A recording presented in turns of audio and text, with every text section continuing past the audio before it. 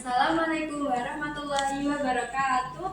Hai Sobat Farmasi, bertemu lagi dengan kita Putra Farmasi Divisi PPKF Himpunan Mahasiswa Farmasi Universitas Muhammadiyah UIN. Nah, 2 bulan yang lalu kita udah berbincang nih dengan Bu Hasriani tentang peran apoteker dalam penjaminan mutu dan keamanan makanan. Nah, kali ini kita bertemu dengan Ibu Apoteker Riana Putri Rahmawati, Magister Farmasi, yang akan membahas tentang sehat bersama herbal. Tapi sebelum itu kita sapa terlebih dahulu yuk. Selamat sore Bu. Sore. Riana, gimana kabarnya? Alhamdulillah sehat. Tapi sebelum itu kita bacakan CV dulu yuk dari Bu Riana. Nah, nama lengkap Bu Riana sendiri itu adalah Apoteker Riana Putri Rahmawati, Magister Farmasi. Beliau lahir di Kudus tanggal 14 Juni 1994, jenis kelamin perempuan, dan sekarang tinggal di Desa Burika nomor 333 RT 3 RW 3 Kecamatan Kota Kudus. Nomor HP 0823 241 13525. Nah, beliau ini pernah menempuh pendidikan di Universitas Islam Sultan Agung Semarang, yaitu mengambil S1 Farmasi. Lalu beliau lanjut profesi apoteker di Universitas Wahid Hasyim Semarang dan melanjutkan S2 Farmasi di Universitas Ahmad Dahlan Yogyakarta. Nah, beliau ini juga pernah sebagai apoteker penanggung jawab klinik Marin Madika. Kemudian sekarang sebagai dosen Universitas Muhammadiyah Kudus. Nah, untuk mempersingkat waktu, langsung saja kita ke perbincangannya. Nah, Bu Riana, saya mau tanya nih, kita kan ngebahas tentang sehat bersama herbal. Nah, herbal sendiri itu apa sih, Bu? Oke, jadi gini ya, untuk teman-teman sobat apa Mbak namanya tadi? Sobat Farmasi ya. Nah, ini selamat datang dulu ya, saya ucapkan untuk teman-teman yang melihat video ini ya.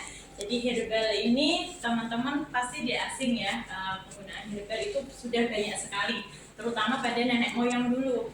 Nah, nenek moyang dulu itu kita sudah membuat ramuan, misalnya ada jamu pakai kunyit ya, kemudian ada jamu jahe. Nah, itu untuk mengobati misalnya untuk masuk angin.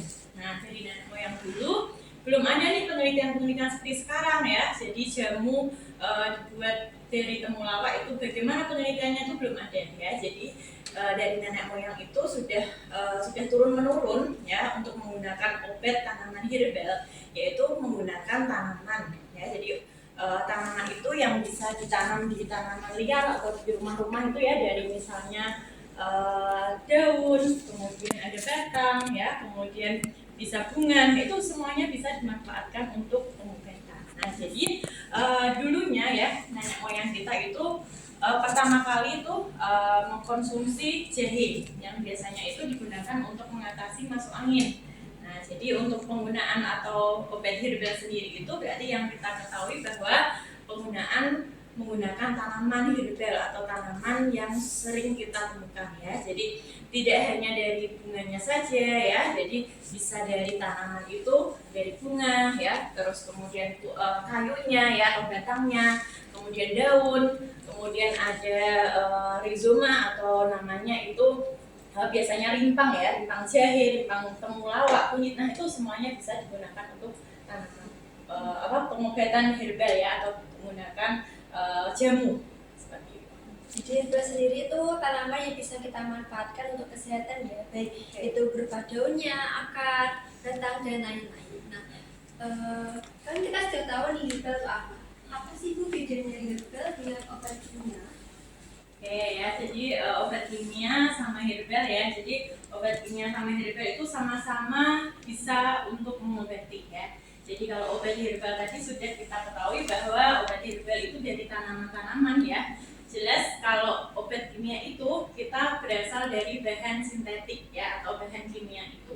Nah, fungsinya hampir sama ya, antara obat herbal sama obat kimia, sama-sama mengobati jenis penyakitnya masing-masing ya. Jadi kita tidak usah pungkiri lagi bahwa saya milih obat herbal, saya milih obat kimia. Nah, itu sama-sama untuk bisa mengobati dari penyakitnya masing-masing. Nah, bedanya obat kimia dengan obat herbal? Kalau obat herbal kita bisa memanfaatkan tanaman yang ada di sekitar kita, sedangkan kalau obat kimia ya sudah berarti itu berasal dari sintesis ya. Lalu apakah semua herbal itu aman dan boleh dikonsumsi, Bu? Oke, nah aman sama tidaknya ini ya, jadi kita juga perlu hati-hati untuk mengkonsumsi obat herbal. Jadi obat kimia pun juga seperti itu ya. Jadi obat kimia maupun obat herbal itu pasti memiliki efek atau kita perlu waspada. Nah, misalnya dari dosisnya. Nah, obat kimia juga sama. Dosis kalau berlebihan juga akan menyebabkan overdosis. Nah, obat herbal juga gitu. Kalau akan berlebihan tanpa adanya takaran ya, itu juga akan menyebabkan bahaya. Nah, selain itu juga ada tanaman khusus yang dia memiliki misalnya ada getah. Nah, kemudian duri. Nah, itu perlu kita waspadai bahwa kalau tanaman itu akan menyebabkan efek samping atau berbahaya. Nah, makanya kalau teman-teman kalau mau mengkonsumsi obat dari tanaman herbal ya Mbak ya, jadi kita harus mengetahui tanaman itu liarnya itu seperti apa sih, misalnya ada getahnya atau tidak, kemudian rusak atau tidak tanamannya ya, kemudian asalnya itu dari mana. Nah, kemudian kalau sudah menguning, nah itu kan jelas tidak bisa digunakan ya karena khasiatnya itu kan akan berkurang. Nah, itu perlu kita hati-hati. Kemudian takarannya ya, sekarang ini kan banyak penelitian-penelitian juga, informasi dari internet ya, kemudian dari manapun. Nah, itu kita bisa searching saja bagaimana cara mengolahnya, kemudian takarannya seperti apa. Nah, itu kita harus hati-hati juga. Jadi jangan ini ya, jangan beranggapan bahwa obat herbal itu tidak memiliki efek samping. Nah, jelas ada, tapi bisa dibatasi efek sampingnya, tidak dengan obat kimia. Seperti itu. Jadi obat herbal sendiri itu boleh dikonsumsi asal sesuai dengan dosisnya, terus cara pengolahannya tidak boleh sembarangan. Lalu salah satu bentuk dari obat herbal itu kan jamu ya Bu. Ya. Contohnya saja kayak jamu kunir asam nih, kan menurut orang-orang dulu, apalagi sekarang juga masih digunakan. Contohnya saja kayak jamu kunir asam kan katanya bisa mengobati nyeri head. Nah, itu apakah benar untuk jamu seperti itu? Oke, nah betul ya. Jadi teman-teman ini juga harus perhatikan ya. Pasti anak farmasi itu tahu ada perbedaan 3 kelas. Ada jamu, ada OHT, sama fitofarmaka ya. Jadi kalau jamu itu teman-teman kalau misalnya membeli di toko jamu ya, itu pasti ada logo simbol kanan kecil di atasnya itu ya, jamu dan gambar pohon. Nah, itu jenisnya yaitu jamu. Nah, jamu itu belum mengalami penelitian yang lebih lanjut atau uji efikasi terhadap hewan ataupun pasien langsung. Nah, kemudian yang kedua yaitu OHT. Nah, OHT di sini sudah mengalami uji preklinis atau sudah mulai adanya penelitian. Nah, kemudian yang tingkatan yang ketiga atau tingkat yang tertinggi yaitu fitofarmaka. Nah, fitofarmaka itu sudah dilihat uji untuk pasien dan juga uji ke hewan. Nah, jadi yang di sini kita pelajari bahwa yaitu jamu ya. Jamu itu masih secara turun-temurun. Nah, tadi sudah disebutkan bahwa minyak kunyit ya Mbak ya, kunir asam. Nah, kunir asam itu memang dari dulu, dari nenek moyang kita itu sudah dikenal biasanya untuk menyembuhkan head ya.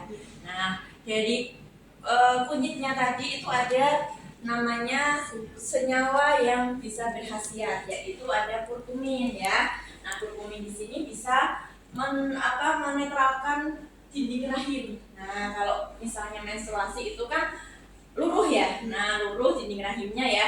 Kemudian ada hormon juga, hormon estrogen. Nah, fungsi dari kurkumin itu ya, dari kunyit itu bisa menetralkan atau bisa melebarkan pembuluh darah yang ada di dinding rahim, sehingga hormon estrogennya juga sudah artinya sudah seimbang antara dinding rahim itu dan juga pengeluaran darah yang terus-menerus itu. Nah, kurkumin itu bisa digunakan untuk mengatasi nyeri ya Mbak ya, nyeri head bagi teman-teman yang perempuan ya, kemudian PMS, kemudian bisa untuk mengurangi nyeri ya, nyeri di kalau mau mens itu ya, mau head itu bisa mengatasi nyerinya. Nah itu benar, jadi jamu kurkumin itu memang sudah ada dan memang sampai sekarang ini sudah banyak produk-produk juga hasil dari kurkumin sudah banyak digunakan sebagai pelancar head atau untuk mengatasi head. Seperti itu. Jadi untuk pemanfaatan tanaman herbal itu banyak ya, bukan hanya jamu tapi ada OHT, fitofarmaka. Nah selanjutnya, apakah ada nih tumbuhan lain rekomendasi dari Bu Yana untuk menjaga kesehatan Ibu? Karena sekarang ini udah mulai pergantian musim ya Kak, sudah banyak gejala-gejala sakit kayak flu, terus panas. Mungkin dari Bu Yana ada tanaman yang bisa menjaga kesehatan kita? Oke, jadi banyak ya yang kalau kita lihat-lihat sekarang ini di internet tuh banyak ya manfaat-manfaat herbal langsung kita muncul keluar aja ya di internet. Nah itu banyak, misalnya untuk sistem imun, Mbak ya. Sistem imun di sini, apalagi ada pergantian cuaca seperti ini ya. Nah contohnya ada niran ya atau Phyllotis niruri ya. Jadi biasanya digunakan untuk menjaga sistem imun tubuh. Nah jadi menirang itu bisa digunakan untuk atau dikonsumsi banyak. Sudah bentuk tabletnya juga ada ya, kemudian serbuknya juga sudah ada, kemudian bisa godokan juga bisa digunakan. Nah itu bisa digunakan untuk mengatasi daya tahan tubuh. Nah kemudian temulawak ya, temulawak juga bisa.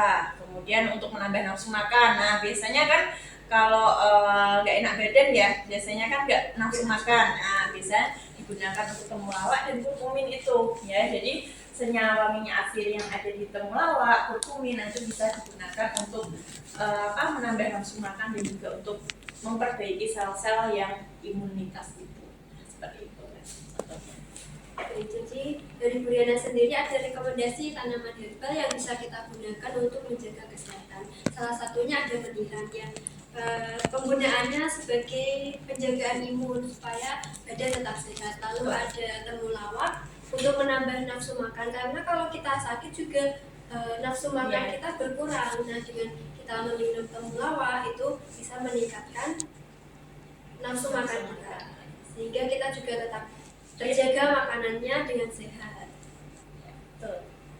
Mungkin cukup itu perbincangan siang hari ini. Saya mau tutup dulu dan terima kasih kepada Bu Yana karena telah membagikan informasi buat kita semua. Semoga apa yang disampaikan bisa bermanfaat dan berguna bagi kita semua. Dan cintai produk herbal ya. Dari Bu Yana, cintai produk herbal. Oke. Ya, cukup sekian. Assalamualaikum warahmatullahi wabarakatuh. Waalaikumsalam.